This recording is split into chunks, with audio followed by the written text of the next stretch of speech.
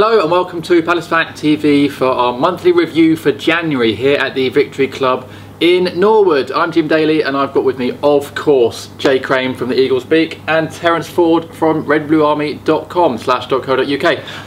How you doing, lads? Good, thank you. Good. Wow.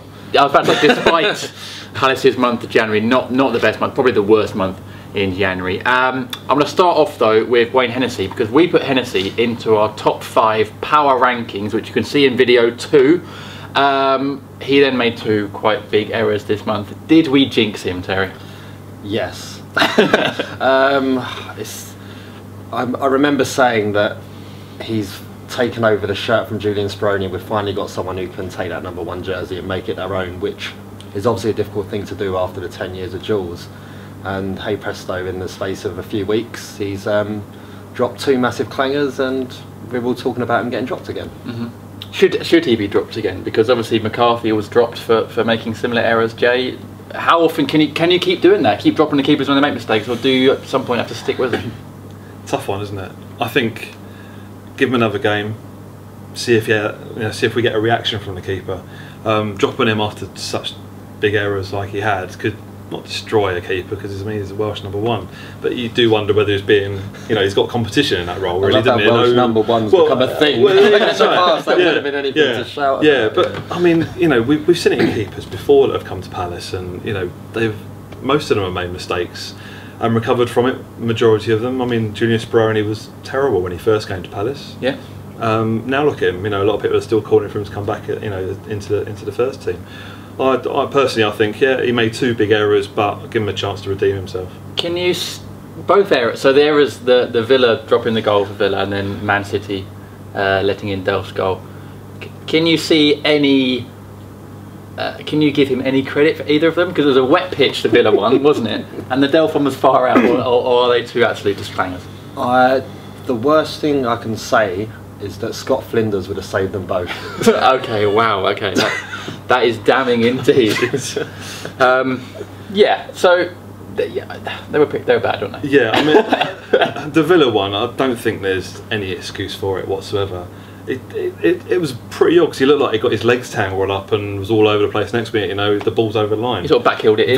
Very peculiar. And Villa needed a bit of luck at some stage this season, and we gave them a massive bit of luck. And they could, unlikely to turn things around and stay up this season, but giving them a chance to do so. A team like that needs it, doesn't it? But it doesn't help us. And the other mistake was, I don't know. I said at the time, I wondered if the midfield could have helped him out by closing down Delph a bit quicker. They did seem to stand off him a little bit, but it was from 30 odd yards. He's so far out. Yeah, I agree. But there's like 4 players kind of in the vicinity, so yeah, Kabay sort of makes a half effort to close him down, but he's so far out. You want him shooting from there all day long. If he wants to have a shot from there, that's great. But yeah, exactly. I mean, I'm actually, I think the Man City error is worse than the Villa one, because the Villa one is just a stupid lapse in concentration, where the Man City one is actually exposing flaws in his technique, which we've seen over and over again. He struggles to get down loads of balls. Anyone who was at pre-season against Fulham conceded a ridiculous goal in a similar sort of fashion. Southampton away in the FA Cup, I thought he produced a couple of saves that suggested to me he might have actually gotten over that flaw. He saved one really well from Shane Long down low, but again, it's come up and it's from that range. And then even I know the Aguero one took a deflection, but he never looked like he was even close to getting his feet sorted out to get down to it. So is it a thing that's going to go away? I'm not sure. The Villa goal, it was a bad mistake, but it was also a really bad performance from Palace on the night, Jay. I mean, nothing went right at all, did it? Not at all. I mean, I've said since that the fixtures in January were pretty tough, really. Excusing the Villa game, but you can't excuse the performance. It was awful, and there's so many players in that game, and we've seen it since, out of form at the moment. It just contributed to the whole thing, and the Hennessy mistake just summed up the game, really, didn't it? Yeah. The Man City performance though wasn't before the goal, Delph's goal. Palace actually played quite well, didn't they? Yeah, I mean, it's been a typical case of our strikers haven't been scoring, but our centre backs and midfielders have been taking the chances when they've come along. In the Chelsea game, in the Villa game, And the Man City game, Damien Delaney notably, they've not taken the chance when it's come along. I mean, Delaney has to score. He's 6 yards out, free header. You'd expect him to put it away. And obviously, if your strikers are not scoring, the goals will start drying up, and then all of a sudden, you feel like you're defending, you're sticking out for a 0-0 as opposed to you're trying to nick a 1-0. You can defend a little bit more resolutely when you've got a goal behind you. Now that's stopped, so I'm not surprised the errors have started to creep in at the back. But the first 25 minutes of Man City, well, probably up until they scored their second goal, we were all right. But if you're going to concede from a goalkeeping error and a deflection away at a team like Manchester City, you're never going to get back into the game. So why aren't Palace's strikers scoring goals? Because this month, in the league, no Palace player has scored. The only league goal we had is an own goal by Jan Vertonghen against Spurs. Why aren't Palace scoring goals? Is it simply that the strikers aren't on form, or is there more to it? If I knew the answer to that, I should be in Pardew's job. But if I knew the answer to that, Pardew would know the answer to that, I'm pretty sure. Very tough question. The chances are coming. I think Terry answered the question really well in that the defence, defends great when we're, getting the chances, chance after chance after chance. And as a defender, you tend to see that happening, and you start to get a bit more tensed up at the back, and there's more pressure on you, and that's it's something's got to give at some stage. I think we've seen that this month, really. Yeah, I'm going to have a go at answering why they're not scoring. I think Connor Wickham looks like a good player. Yeah. Every time he's played, we've looked like a better team, but it's been so broken up. Like, he's never really been able to get a flow of games together. It's always 2 or 3 games in and he's out injured, 2 or 3 games in, out injured. This time it's going to be a couple of games back, suspended for a ridiculous elbow. But if he had a flow of games, maybe he'd have scored more goals. But until he does have a flow of games, we're never going to know whether the money was justified in him, because yes, it's great how he brings everyone else into play, but you still need, for that sort of money, you're still wanting 10 goals from him a season, and it's not going to happen this year. So does him not playing regularly for various reasons, does that also affect then the players behind him? Because whoever's up top, they're having to get used to playing with someone else, aren't they? They're not really getting that connection or that kind of relationship built with their main striker. Well, I think Connor Wickham said it when he came in, that he's never played with wingers before, and he's going to have to take time to get used to Balassi and Zaha. It took Glenn Murray a best part of the season to get used to Zaha, and him and Balassi just seemed to click in that first season. So it's even a natural goal scorer like Glenn Murray, it was difficult for him to get used to it. Connor Wickham's never played with wingers coming in, and at times I've player watched him and watched his movements from crosses, and his movement's not always the right thing. More often than not, it's not the right thing, and that's not what's going to score you goals. So he needs that playing time with them to get more used to it, I think.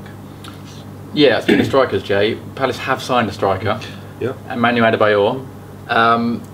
Can he, on a short-term deal, thank God, can he be the guy then to score goals for Palace? Possibly. I've been saying for a while that Connor Wickham's the only player of that type we have at the club, and we're playing as such formation which suits him down to the ground. We've looked decent when he's playing up front, when he's playing a good game, but I think on the flip side, the rest of the team's got to get used to how he plays as well, because I noticed against Spurs he was getting balls in the air and flicking them on, but nobody's there to run onto them.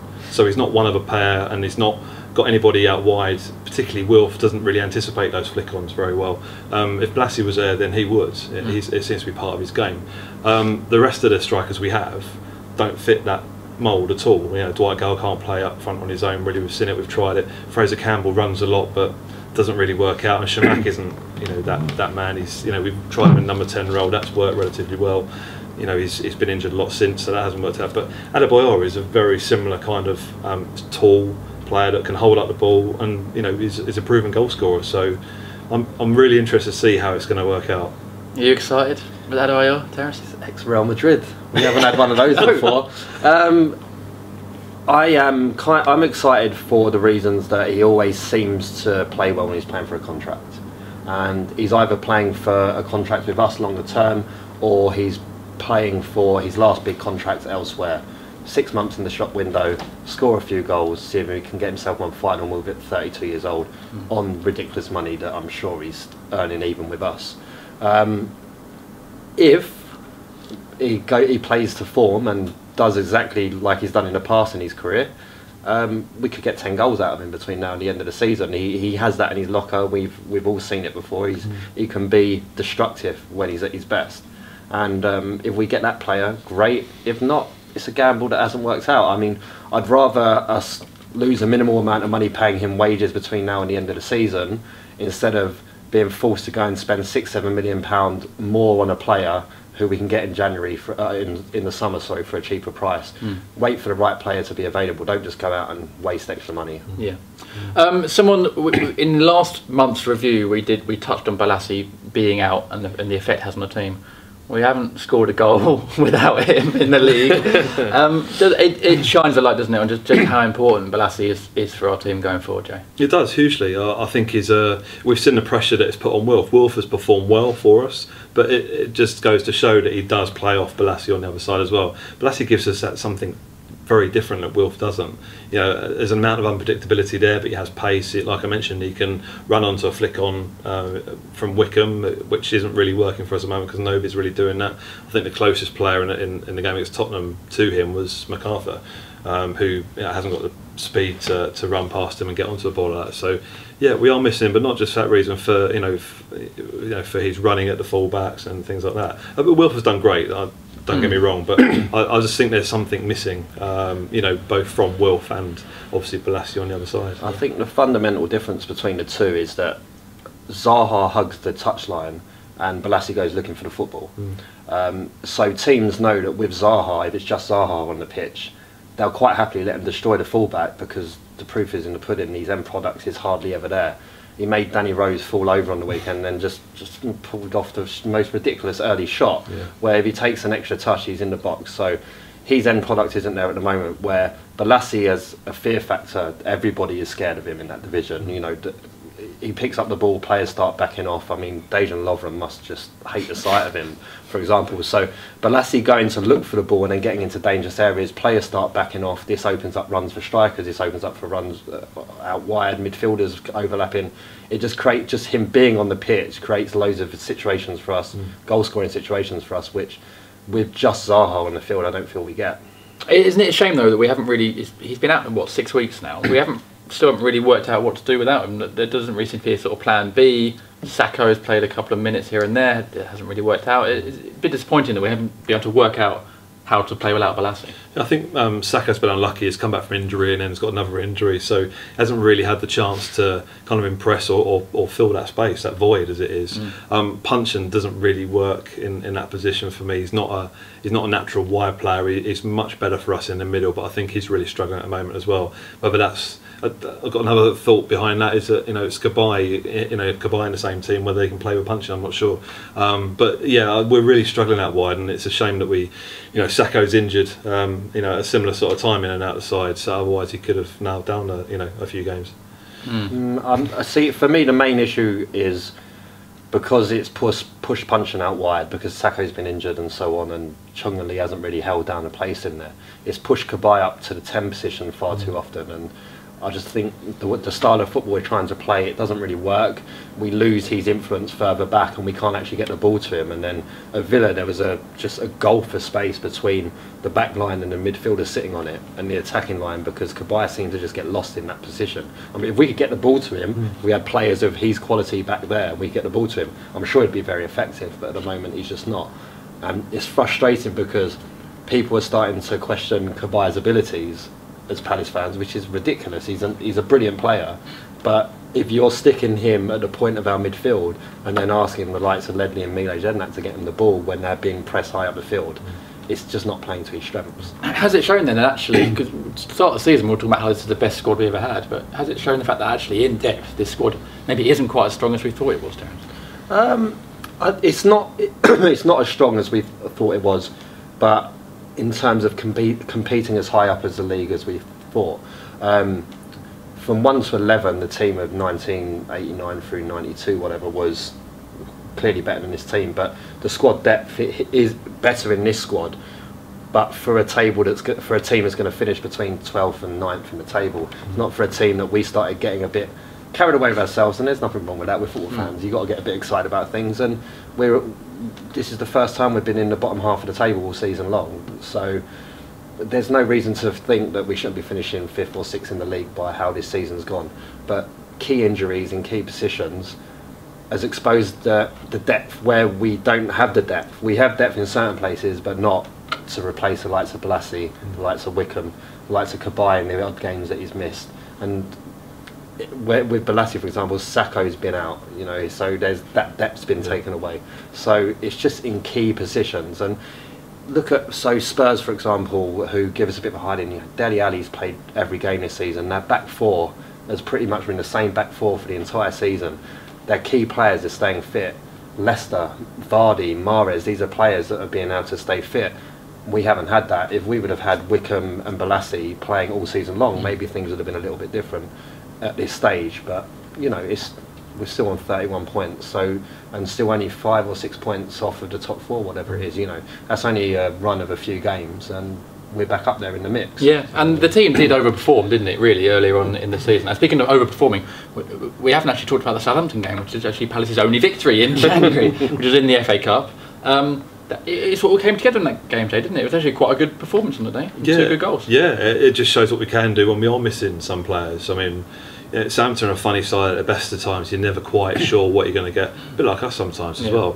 FA Cup, you know, it's a break from the league, and you know, it's a one-off game. So great to see us go through to 5th round again. A bit odd that we got drawn against them in the first place after last year as well, but great to be through to the next round. I think the key to it was Jason Puncheon turned up, which he hasn't so often this season. And now January's passed us by. We talked about the difference between him before the new year and after the new year, and that's not starting to materialise. Although we thought after the Southampton game, how much of that is taking off the pressure in the league? Maybe Pardew said he's overthinking things, but just he looked great in that game. He was brilliant for the first goal. He shot forced to keep into the save to get Zaha the second. So if Puncheon turns up every week, things would be a lot easier for us. But that remains to be seen at the moment. Well, we will see in future review videos. That is it for part 1 of this January review video. Don't forget to subscribe if you haven't subscribed yet. What are you doing? Click that button right now. Comment below with your thoughts on how Palace got on in January, and don't forget to follow us on Instagram and Snapchat as well. And we'll see you again in part 2.